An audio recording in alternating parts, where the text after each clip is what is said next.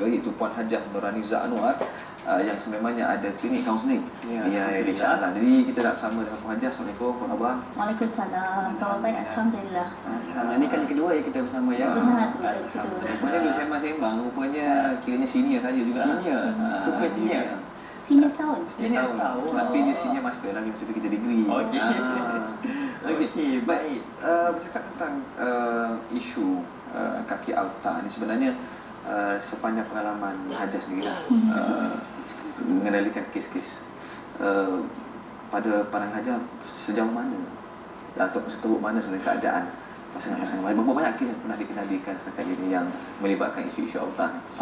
Most of the cases kalau kita nak tengokkan tu ada isu auta di situ kalau marriage counselling ni nak kalau melibatkan isu-isu kecurangan, pengkhianatan, adalah elemen-elemen auta tu di situ kan. Kalau ditakdirkan auta ni dia more pada negatif lah kan. Berupa untuk menutup kelemahan bela diri mereka kan. So sesuatu yang tak sihat lah untuk kelangsungan rumah tangga yang bahagia kan. Dan okey, kalau tadi kita duk berbahas berdua tadi, ya, maksudnya antara lelaki dan juga wanita, suami dan juga isteri, yang mana satu menduduki carta teratas yang dalam satu dalam maksudnya kuat menipu ni. Okey, masih lagi lah lelaki kalau masih lagi teratas. Tetapi trendingnya dapat dilihat ada sedikit peningkatan lah. Peningkatan ada yang sudut isteri pun rupanya ada juga isu-isu yang begini. Tapi masih lagi suami di tangga teratas. Biasalah kan. Dan bercakap dari segi, kalau bercakap dari segi punca-punca sebenarnya, apakah yang menyebabkan mereka ini cenderung untuk berlaku auta dalam rumah tangga? Okey, kalau kita lihat di sini berbalik pada mengapa auta tu terjadi, macam kita sebutkan di awal tadi, bila auta ni dijadikan atau terjadi, dia ada puncanya, ada sebabnya. Pertamanya itulah dia mungkin untuk melindungi kelemahan yang telah terjadi, untuk menyedapkan diri, untuk menutup kelemahan tu tadi. Tetapi kalau kita selidik lebih dalam, lebih jauh lagi, dia sebenarnya dia ada kaitan sebenarnya dengan sisi silam tu, perjalanan masa dia tu. Ketika mana fasa percintaan ke atau bagaimana? Dia kadang-kadang lebih awal lagi. Okey. Dia kadang-kadang dipengaruhi oleh persekitaran, gaya asuhan, semua tu memainkan peranan sebenarnya. Mungkin juga ada history dari segi perkembangan keluarga pada peringkat saya tak nafikan tu. Kalau kita track balik sebab dari sudut perkembangan personality kita ni personality dalaman kita ni bentuk daripada usia 0 hingga 18 tahun. Itu dari sudut counselling psikologi ni lah kan. So masa 18 tahun ni apa yang dia lihat, apa yang dia nampak, apa yang dicerap. Bila ada evidence tu, itu kadang-kadang macam okey je, dia dah menjadi satu nilaian dan melihat auta tu satu benda yang boleh diterima nilainya dalam atur cara hidupnya. Itu yang kadang dia pick up balik. Sedangkan hakikatnya benda tu salah. Dan inilah yang perlukannya ilmu, kesedaran, kawalan diri. Adakah auta ataupun bila penyakit menipu ni, dia akan menjadi satu habit buat suami atau isteri? Adakah dia akan sampai ke tahap habit, satu tabiat? Boleh menjadi satu habit kalau tidak dikawal, kalau tidak dicegah, kalau tidak dirawat. Dia boleh membuatkan mengundang lagi masalah yang lebih besar sebenarnya bila auta ni dijadikan satu pakaian kita lah kan. Sebab dia menyelesaikan masalah, bahkan dia lari daripada masalah. Dia lari, dia masalah. Itu yang kita tak nak sebenarnya. Okey. Dan adakah kita berdepan dengan pasangan yang sebegini maksudnya bagaimana kita, yang pertama, bagaimana kita nak mengenali pasangan kita? Adakah dia ni ada unsur-unsur auta dalam kehidupannya, ataupun bagaimana kita nak menegurnya ataupun patut ditegur? Langkah yang perlu kita ambil. Okey, kalau nak ikut kenal tu biasanya ialah isteri, pasangan suami isteri ni lazimnya dia dah ada satu hubungan yang akrab. InsyaAllah lah, saya percaya untuk lebih-lebih yang pasangan yang baik-baik ni lah ya kan. Dia kadang tak perlu siapa bagi tahu, Allah akan bagi tahu. Allah itu ikut pengalaman. Allah berikan intuisi dia, gerak hati. Itu yang nanti handphone, adalah benda-benda receipt lah, bil lah kan. Itu satu. Dan nak kenal ni mudah je. Bahasa tubuh, konsistensi cerita yang dibawa tu tadi. AI tu cakap lain, ini cakap lain, ada satu. Kadang-kadang dah timbul percanggahan. Betul ke ni? Itulah mungkin boleh dilakukan sedikit penyiasatan lah. Penyiasatan tu bukan nak cari salah ke apa, bukan nak memburukkan lagi keadaan, tapi untuk mencegah. Sebab kita sayangkan rumah tangga kita nak pertahankan rumah tangga ini kerana Allah. Tapi kalau lah ada yang mendakwa bahawa pasangan suami dan juga isteri mereka melayari rumah tangga semata-mata untuk mencapai kebahagiaan, dan untuk membina kebahagiaan ini perlu adanya 100% kepercayaan antara satu sama lain. Jadi dalam hal ini, pada pandangan Hajah sendiri, adakah wajar suami ataupun isteri tidak meletakkan 100% kepercayaan kepada pasangan mereka, sebaliknya meletakkan 90 ataupun 80%, 20% itu berjaga-jaga ataupun maksudnya berhati-hati terhadap tindakan pasangan masing-masing. Bagaimana? Adakah perlu 100%?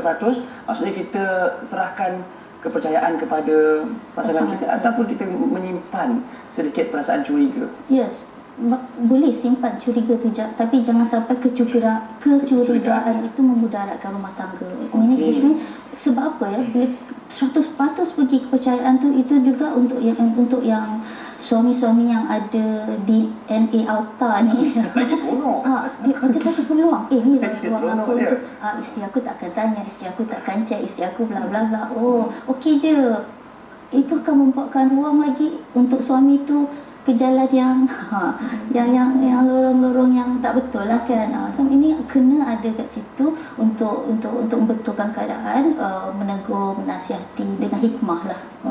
Dan sepanjang pengalaman Hajah sendiri nak disebut tadi suami yang terlalai ke lorong-lorong tertentu tadi tu. Ya, betul. Kalau boleh difungsikan, apakah lorong-lorong tersebut? Adakah hanya sebab yelah, kalau biasanya disebut tentang otak ni ramai orang kaitkan dengan poligami sebagainya kan.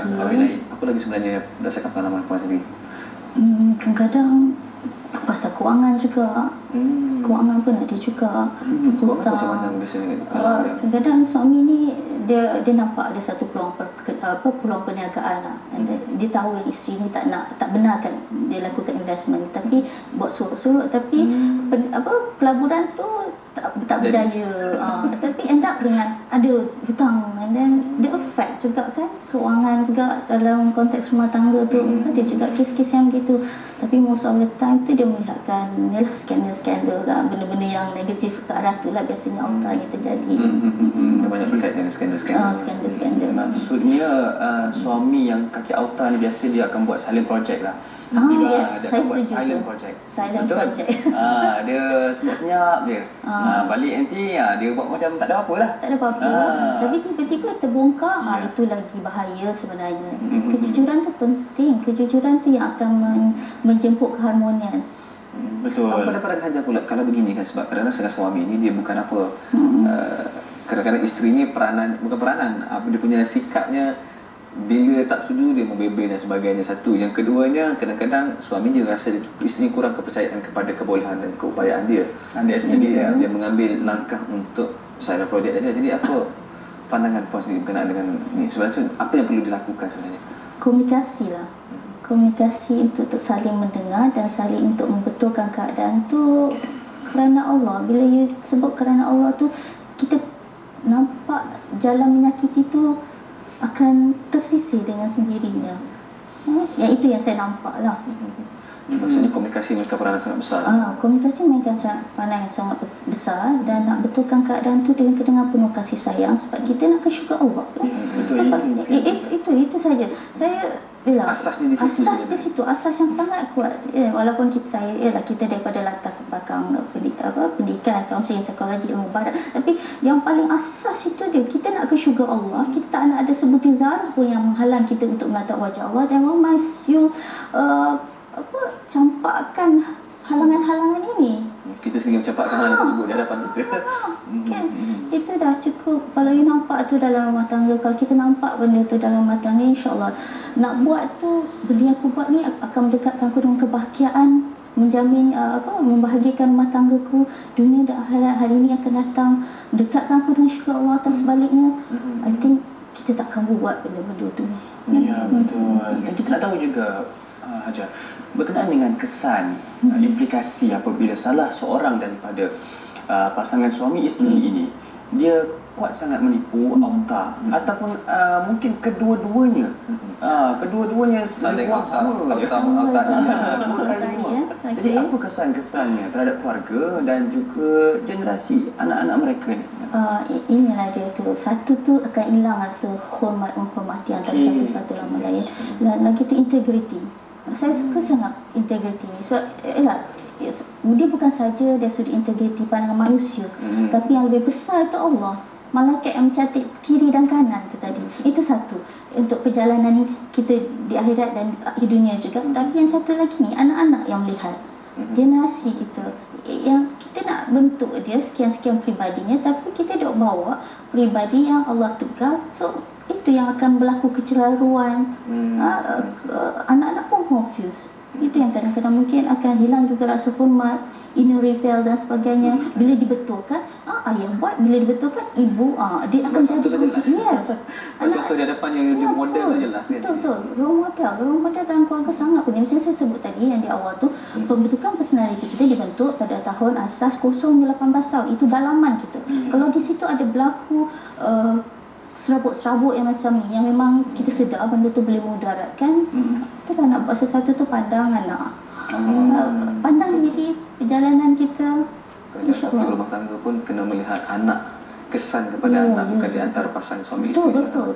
Bila berlaku sesuatu konflik, pernikahan, perceraian dan sebagainya, sebab masing-masing dewasa, insyaAllah dia boleh adapt dengan situasi itu. Tapi anak-anak ni, kesan tu anak-anak yang akan dapat. Itu yang kita cuba hindari lah sebaiknya.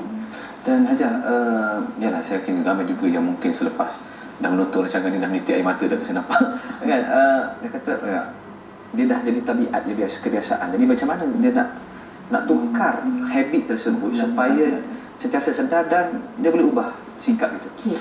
Okey, ini memang soalan yang sangat menarik. Dia memang memerlukan bantuan. Cakap je tak boleh. Dia nak keluarkan benda dia dalam diri kita, persekitaran kita ada negatif, ada positif. Macam saya cakap, dia melalui proses pengalaman hidup kita mencerap. Kita mencerap sesuatu, disimpan. So nak keluarkan ni, dia kena ada ilmu, dia kena ada kemahiran, dia kena ada skill. So dalam klinik saya memang kita ketengahkan rawatan-rawatan ataupun terapi-terapi khusus untuk kita diagnose kat mana punca dia disuka auta ni. Sebab punca sebenar dia kan, dia bukan ranting-ranting, dia bukan ranting, dia akarnya. Sebab kalau kita cabut on the surface je, akarnya still there. Dia akan pick up dan masa perlu dia berbeza. So kita nak cabut akar tu, dia ada alat, dia ada terapi, dia ada diagnosis dia tu. Memang boleh, tak ada masalah. Jadi bermakna sebenarnya kalau anda yang sudah mempunyai, dah jadi habit tabiat autism ini perlu mendapatkan bantuan daripada pakar. Ya, boleh, tak ada masalah. Begitu juga dengan panas barang dan sebagainya. Mungkin kita sendiri tak suka dengan apa yang ada dalam diri kita. Kita nak buang tapi kita tak tahu macam mana. Kita keliru, kita buntu. I need help, I want to change tapi tak tahu. Cuba berubah tapi tiba-tiba macam ada panggilan rindu. Jom auta balik. Kan? Kadang-kadang situasi yang mendesak tu kan. Bolehlah auta pakai balik ni. Hari ni sekali ni. Itu dia. Tak nak macam tu kan. Masalah tu. Bukan sekali yang berkali-kali pula. Itulah uzbillah misalik. Boleh, tak ada masalah insyaAllah. Ilmu Allah ni luas. Rahmat Allah, penerang Allah ni sangat luas. Yang penting sekali kita kena benarkan diri kita berubah. Kita kena benarkan diri kita untuk mencapai redha Allah tu, bahagia, harmoni. InsyaAllah. InsyaAllah. Dan saya minta doa dengan Allah supaya bantu kita untuk mengubah apa yang ada pada diri kita. Baik, terima kasih kita ucapkan kepada tetamu kita hari ini, Puan Hajah Nurhaliza Anwar, pakar kaunseling keluarga, bercakap tentang autism. Marah orang bahasa ni. Terima kasih. InsyaAllah jumpa lagi. Nak katakan sebenarnya matlamat kita untuk melayari rumah tangga ni apa sebenarnya? Saya suka bahasa